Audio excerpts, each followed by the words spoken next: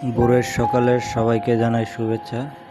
Purbachal 300 fit highway রাস্তা দেখুন, কত চমৎকার একটি রাস্তা, বাংলাদেশের বৃহত্তম রাস্তা।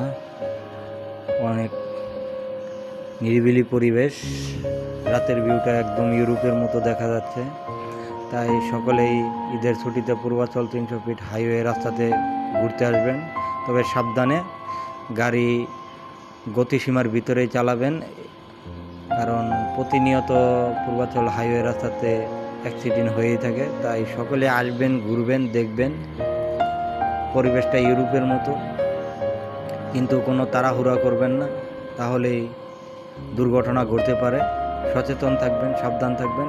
একটি জীবন অমূল্য সম্পদ, অনেক দামি, তাই জীবনকে হারিয়ে যেতে দিবেন না। ভালো থাকবেন, সুস্থ থাকবেন, সবাই